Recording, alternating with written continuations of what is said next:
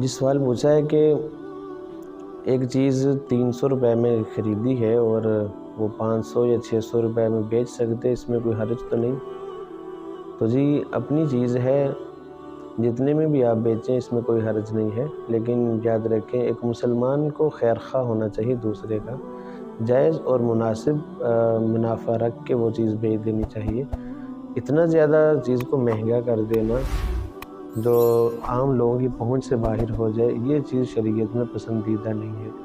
بہرحال جو مناسب مارکیٹ میں چل رہا ہے تو مناسب منافع رکھ کے آپ چیز کو بیچ سکتے ہیں، مناسب منافع اس پر لے سکتے ہیں، اس میں کوئی حرج نہیں، وہ حلال ہے۔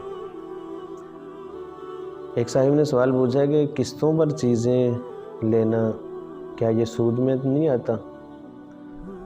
تو یاد رکھیں قسطوں کا معاملہ یہ سودی معاملہ نہیں ہے۔ سود کہتے ہیں کہ کل قرض جر نفعا فہو ربا، ہر وہ قرض جو نفع کو کھینچے وہ سود میں داخل ہے۔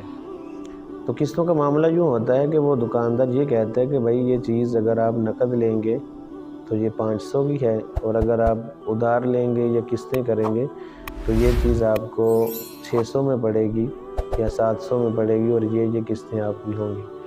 تو اس میں کوئی حرج نہیں ہے، قسطوں پر لینا جائز ہے، لے سکتے ہیں، اور یہ کوئی سودی کاروبار، سودی معاملہ نہیں ہے۔